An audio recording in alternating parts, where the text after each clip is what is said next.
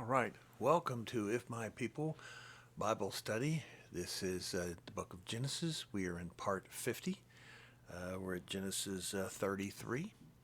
And before we get started, there's been a number of people that got a hold of me and want to know if I was one of those sacred name people.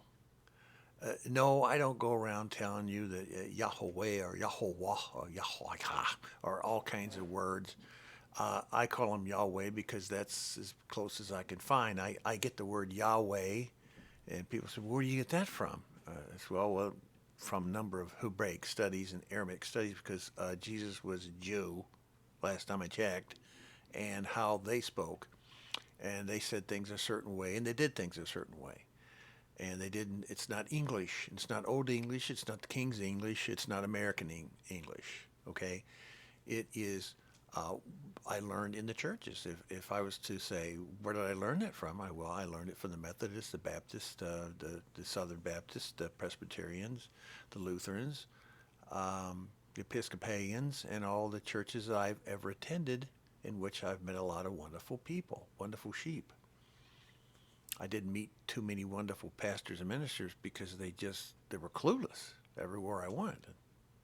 After now that I'm getting old, I decided, you know what, I should put this down. I mean, I've just never run into so many people that run churches today, and they all they talk about is the business of working a church, the business of expanding it, the business of turning it into schools, so they can indoctrinate the children. I don't blame them on that part because the public schools are disasters of communist socialist behavior. I mean, they've been taken over by the left-wing radicals. Not even they're not Democrats either.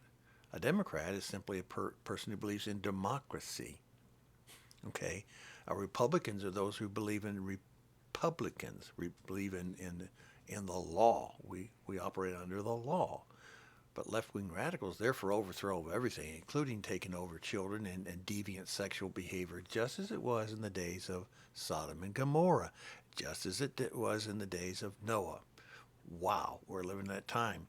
But one of the key things that people kept asking questions is what is his name? Well, I call him Yahweh because in church school I was taught Hallelujah. I was taught as a little kid, praise the Lord. And the word Lord wasn't invented till the 15th, 16th century in books. So all the Bibles, all the scripts, all the parchments, everything for thousands of years, and especially during the time of Yeshua when he was on this earth in human form, the son of Mary, his name was Yahshua, salvation. Now, did people in the street call him Jesus? Did the first century Christians in Galatia, who were Jews, and who were the other 11 tribes? That's who was in Galatia. That's who was in. That's why Paul went to. He went to his people first. He went to the Jews and he went to the 12 tribes. He did not go to the Gentiles until he went to Rome.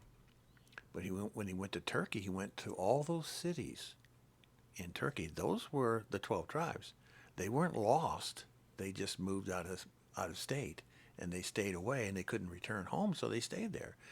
And did they hear about Yeshua? Yes, they did. And did they call him Yeshua? No, they didn't. They called him Jesus because they spoke Greek. Oh, they did.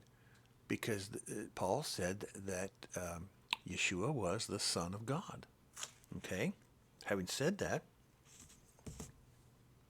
that's what they wrote down in manuscripts.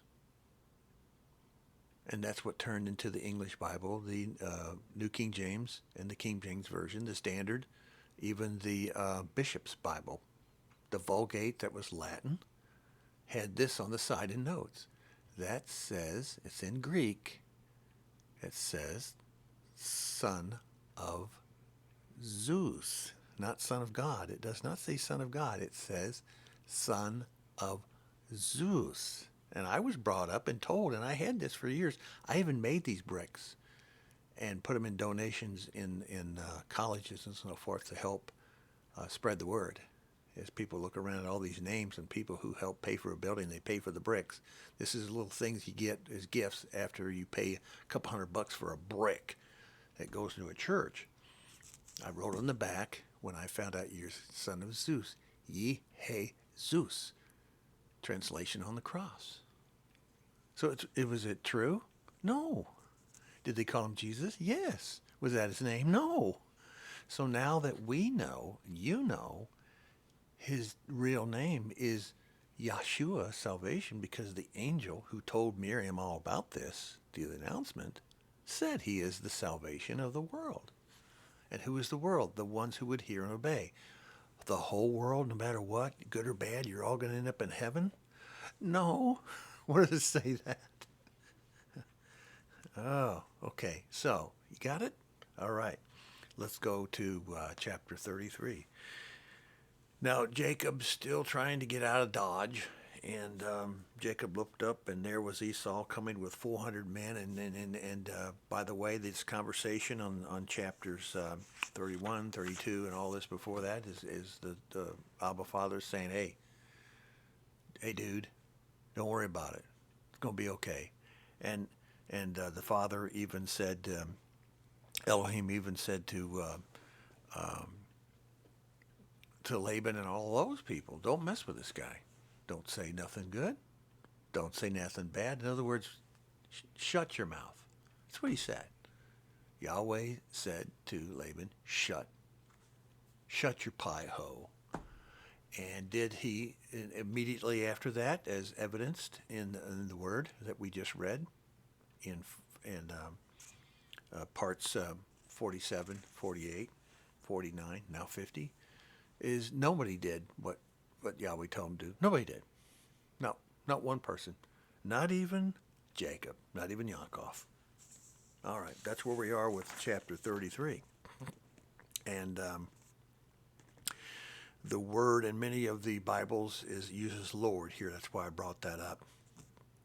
Lord wasn't invented till the 15th, 16th century in books. So what did the apostles call Yeshua when they were sitting there with him? Even Peter. They called him Master. Master. So that's why we put it in our Bible. If my people Bible. All right.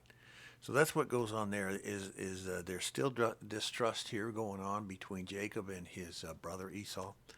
And there always will be, and there is today. That's why we apply this Genesis in today, because those people that live out there who, for the most part, for thousands of years were Bedouins and just wandered from one place to another, taking care of their flocks and never did amount to anything financially, are now some of them some of the richest people on earth, because in the kingdom of Saud, the family of Saud, that's why they call it Saudiyah, the family Saud, has basically been pretty nice about it. He keeps almost all the money. That's the way it is in the United States. That 99% of the money's in 1% of the population. That's the truth.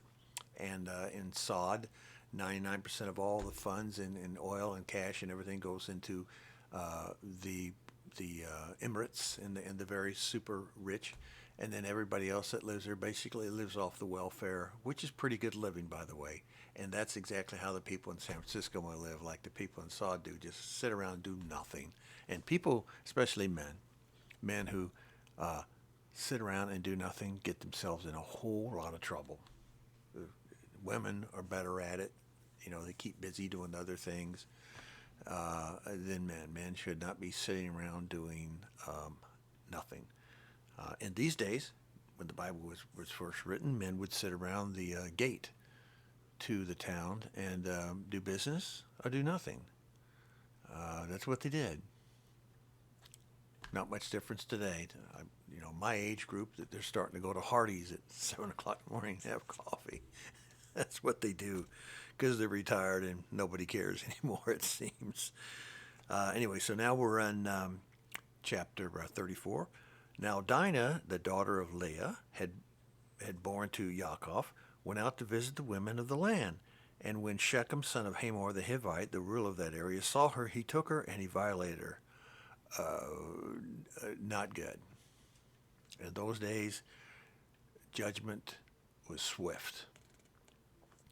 So, what do we want you to understand from that? Well, it's just a history lesson of how people were, and violence and retribution was swift.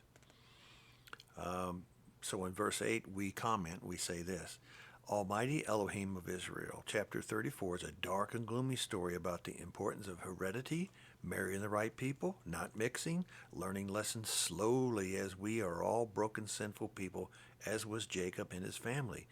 You will see the sordid tale of Leah's sons and how much each has something that they should have not have done. And if we can learn one important fact before we get into this new covenant, New Testament coming up, and this is, if Abraham's lineage has the ability to be so close to Yahweh, as broken as they are and full of woe, so we also can have an approach to Yahweh through his son, Yeshua. That's where I'm going with this Genesis now. It's starting to open up into a whole world of people, sinful, full of all kinds of nonsense and sin. And then we're starting to concentrate on a single family lineage, basically concentrating on Abraham and his seed. And who are we? Who are we? We are Abraham's seed. If you are of the 12 tribes, which most people on earth don't know, and they're all Heinz 57 anyway, like I am. I'm a mixed breed. Got a lot of English, Scottish, lousy teeth and lousy mouth and everything else. So lousy attitude at times. But I know in my heart that I am grafted in to the faith of Yahweh and his son and the Ruach that comforts me. I know that. And I have that faith, and I work out that faith, not by walking around telling everybody I got faith. I walk out that faith by acts of work. So my salvation comes through faith, but my works come through as a evidence of that faith, the proof. Proof's in the pudding. Now we go to chapter 35, and by the way, this is 10 years later from chapter 34. So very next chapter is 10 years later. Then Elohim said to Yaakov, "Go up to Bethel and settle there and build an altar there to Elohim, who appeared to you when you were fleeing from your brother Esau." Our comment: this is the second trip to Bethel, is a wake-up call for Jacob. He's finally learning. He's a slow learner. His faith is increasing. Getting saved does not mean the next day you are perfect. That's us. It means that you know the path to everlasting life and must stay on it. To stray is to end up with stories like these chapters we have been reading so far, and will continue to read all the way through the end of Genesis. Now, in verse 7 in chapter 35, it says, "There he built an altar, and he called the place El Bethel, because it is there that Elohim revealed himself when he was fleeing from his brother." Okay? Our comment is Echad, showing there's more than one El. In other words, El Bethel, Lord, or Father, house of El. It's a plural, singular word there, which means El, Yahweh the Father, and Yahweh the Son, Yahweh being the family name. So when Yahweh, Yeshua, Yahweh, arose to the Father and sits on his right hand, he becomes Yahweh Elohim. And you can call his father the same thing, but his father's Yahweh. And you can even call Yeshua Yahweh, because it's a family name. If your last name is whatever it is, every member of your family has that name, right? Okay, but it's not God. G-A-W-D. It's G-O-D. It's not that. Anyway, okay. Then we jump up to verse 17, and it says, "And as she was having difficulty in childbirth." Now, who is that? That's Rachel. As we noticed last time in part 49, they have a little trouble with their childbirthing problems and getting pregnant to begin with. With that, we'll probably stop there, and we'll get back to you in part 51.